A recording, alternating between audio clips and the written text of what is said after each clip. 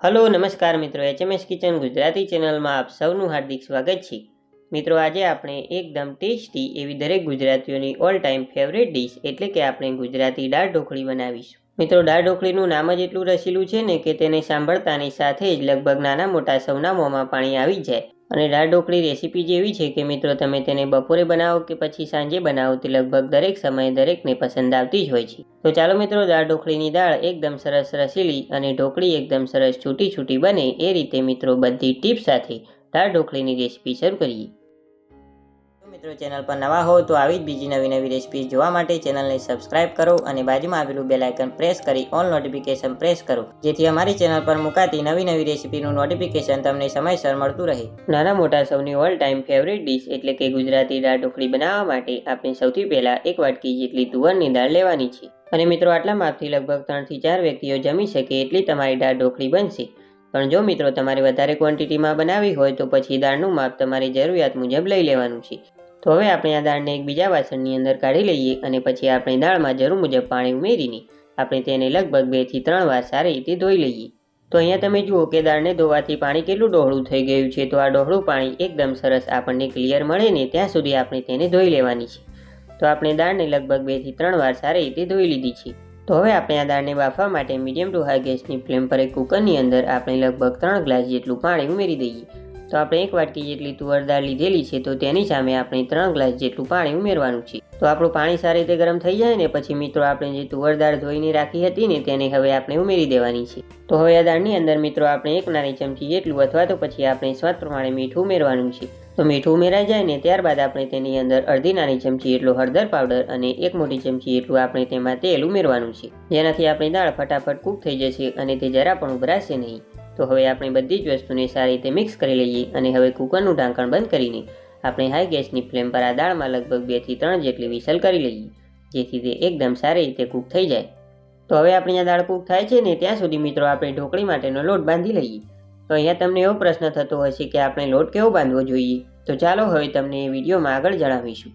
તો હવે ઢોકળીનો લોટ બાંધવા માટે આપણે 1 વાટકા જેટલો ઘઉંનો લોટ લીધેલો છે જે આપણે નોર્મલી રોટલી બનાવવા માટે લોટ વાપરીએ ને તે જ લોટ લીધો છે। અને આપણી ઢોકળીનો ટેસ્ટ એકદમ સરસ આવે અને તે પચવામાં પણ સરળ રહે ને તેના માટે આપણે 1 નાની ચમચી એટલા અજમાને હાથેથી ક્રશ કરીને પછી ઉમેરવાનું છે। અને હવે તેની અંદર આપણે 1 નાની ચમચી એટલું અથવા તો પછી સ્વાદ પ્રમાણે મીઠું ઉમેરીશું। અને સાથે મિત્રો આપણી ઢોકળીનો કલર પણ એકદમ સરસ આવે તેના માટે આપણે તેની અંદર 1 નાની ચમચી એટલો કશ્મીરી લાલ મરચું પાવડર ઉમેરીશું। અને મિત્રો તીખાશ માટે તેમાં 1 નાની ચમચી એટલું તીખું લાલ મરચું પણ ઉમેરવાનું છે। અને હવે મિત્રો આપણે તેની અંદર 1 નાની ચમચી એટલો ધાણા જીરું પાવડર ઉમેરીશું। તો અહીંયા બધા જ મસાલા મિત્રો તમારી પસંદ પ્રમાણે તમારે ઉમેરવાના જેનાથી ઢોકળી એકદમ સરસ ટેસ્ટી બને। તો હવે આપણે આ લોટમાં મોણ માટે લગભગ 2 થી 3 મોટી ચમચી એટલું આપણે તેલ ઉમેરવાનું છે અને હવે હાથની મદદથી આપણે આ બધા જ મસાલાને લોટમાં એકદમ સારી રીતે મિક્સ કરી લઈએ। તો આપણી બધી જ વસ્તુ સારી રીતે મિક્સ થઈ જાય ને પછી આ લોટમાં આપણે જરૂર મુજબ થોડું થોડું પાણી ઉમેરતા જઈએ અને આપણે વધારે કઠણ પણ નહીં અને વધારે ઢીલો પણ નહીં એટલે કે આપણે મીડિયમ સોફ્ટ એવો લોટ બાંધી લઈએ।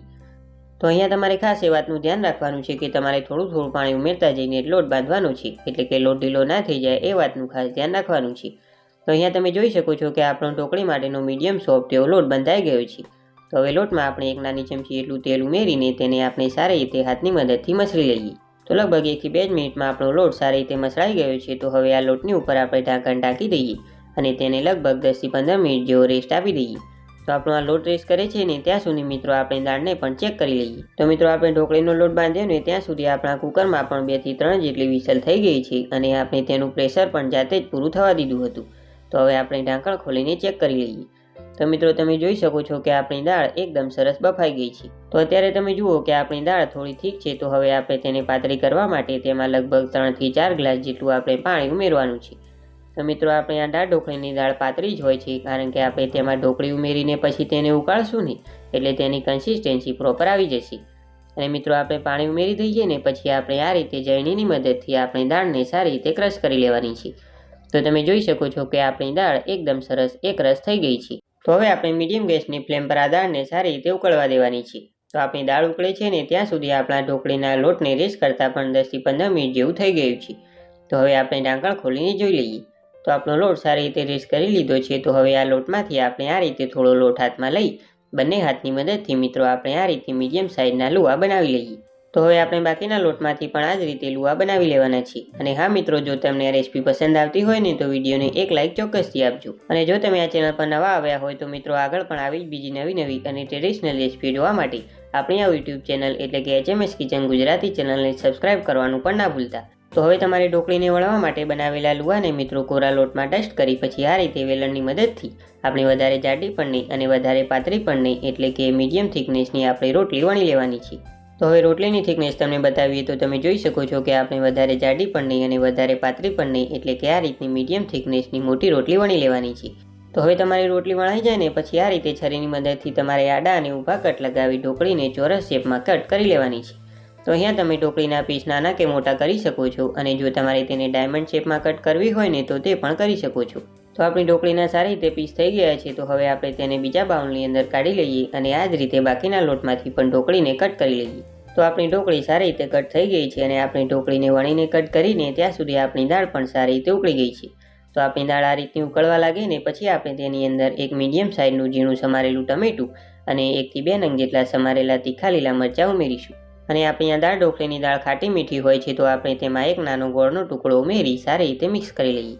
અને હવે આપણી બધી જ વસ્તુ સારી રીતે મિક્સ થઈ જાય ને પછી આપણે તેની અંદર થોડા મસાલા કરી લઈએ.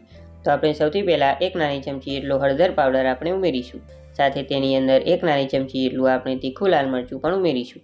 હવે તેમાં 1 નાની ચમચી એટલું અથવા તો પછી સ્વાદ પ્રમાણે મીઠું ઉમેરીશું અને સાથે 1 નાની ચમચી એટલો આપણે ધાણા જીરું પાવડર પણ ઉમેરવાનું છે.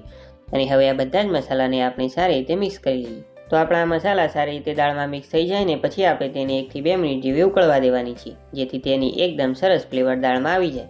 તો 1 થી 2 મિનિટ જેવું થઈ જાય અને આપણી દાળ આ રીતની ઉકળવા લાગે ને પછી મિત્રો તમારે આ રીતે એક ઢોકળીને તમારે દાળની અંદર ઉમેરી દેવાની છે. અને અહીંયા ખાસ એ વાતનું ધ્યાન રાખજો કે તમે જ્યારે ઢોકળી દાળમાં ઉમેરો ને ત્યારે તમારે ગેસની ફ્લેમ હાઈ રાખવાની છે અને ઉકળતી દાળની અંદર તમારે ઢોકળી ઉમેરવાની છે. અને હવે તમે એમ કહેશો કે આ તો સિમ્પલ દાળ ઢોકળી બનાવી, આમાં નવી ટ્રીક ક્યાંથી આવી? તો હવે પછીનો વિડીયો તમે ખાસ ધ્યાનથી જોજો કારણ કે હવે આપણે આ સિમ્પલ રીતે બનતી દાળ ઢોકળીમાં આગળ એવી ટ્રીક અપનાવીશું નહીં કે જેનાથી તમારી ઢોકળી એકદમ સરસ છૂટી અને મોંમાં મૂકતા જ ઓગળી જાય એવી પોચી બનશે. તો તેના માટે તમારે શું કરવાનું છે, તો તમે જે ઢોકળી દાળમાં ઉમેરો ને તે થોડીવાર કૂક થઈને પછી આ રીતની ઉપર આવી જાય ને પછી તમારે કુકરનું ઢાંકણ બંધ કરી દેવાનું છે અને હાઈ ગેસની ફ્લેમ પર લગભગ 1 થી 2 જેટલી વિસલ કરી લેવાની છે. તો તમે આ રીતે કુકરમાં 1 થી 2 જેટલી વિસલ કરશો ને એટલે તમારી ઢોકળી એકદમ સરસ કૂક પણ થઈ જશે અને તે એકબીજા સાથે બિલકુલ ચીપકશે પણ નહીં. તો આપણી ઢોકળીને કૂક થતાં 1 થી 2 જેટલી વિસલ થઈ ગઈ છે. તો હવે આપણે ઢોકળીને ચેક કરી લઈએ. તો તમે જોઈ શકો છો કે આપણી ઢોકળી એકદમ સરસ કૂક થઈ ગઈ છે અને મિત્રો તે બિલકુલ એકબીજા સાથે ચીપકી પણ નથી અને એકદમ સરસ આપણી ઢોકળી છૂટી તૈયાર થઈ છે. તો હવે આપણી આ ઢોકળી તૈયાર છે પણ હવે તેને વધુ ટેસ્ટી બનાવવા માટે આપણે ઢોકળીનો વઘાર કરી લઈએ. તો તેના માટે મિત્રો આપણે મીડિયમ ગેસની ફ્લેમ પર એક તપેલીની અંદર 2 થી 3 મોટી ચમચી એટલું તેલ ગરમ કરવા માટે મૂકેલું છે.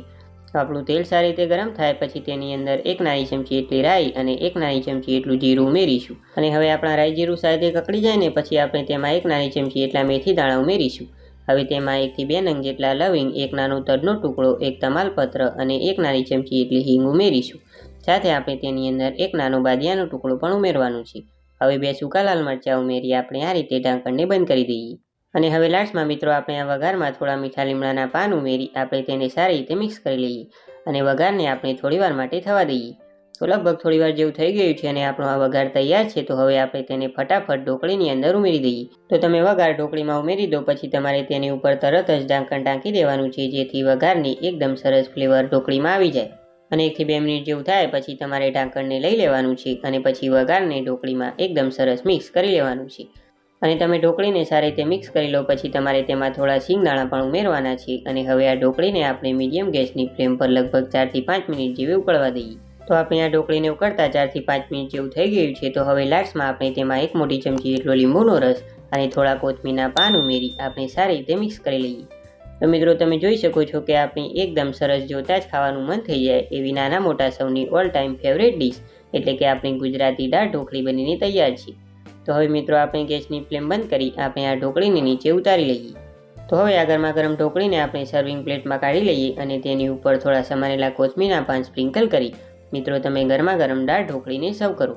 તો મિત્રો તમે પણ એકવાર આ રીતે આ ગુજરાતી દાળ ઢોકળીની રેસીપી ઘરે ચોક્કસથી ટ્રાય કરજો અને અમને કમેન્ટ બોક્સમાં જણાવજો કે તમને અમારી આ રેસીપી કેવી લાગી. હું આશા રાખું છું કે મિત્રો તમને આજની અમારી આ રેસીપી પસંદ આવી હશે. જો મિત્રો તમને આ રેસીપી પસંદ આવી હોય અને ખરેખર ઉપયોગી લાગી હોય તો મિત્રો વિડીયોને એક લાઇક ચોક્કસથી આપજો. સાથે મિત્રો આ વિડીયોને તમારા ફ્રેન્ડ્સ અને ફેમિલી મેમ્બર્સ સાથે વધુમાં વધુ શેર કરજો. અને જો મિત્રો તમે આ ચેનલ પર નવા હો તો આવી જ બીજી નવી રેસીપીઓ જોવા માટે HMS કિચન ગુજરાતી ચેનલને સબસ્ક્રાઇબ કરી બાજુમાં આપેલું બેલ આઇકન પ્રેસ કરી ઓલ નોટિફિકેશન પર ક્લિક કરજો. અને મિત્રો તમને આ દાળ ઢોકળીની રેસીપી કેવી લાગી તે અમને નીચે કમેન્ટ બોક્સમાં જરૂરથી જણાવજો. તો આપણે ફરી મળીશું એક નવી રેસીપી સાથે.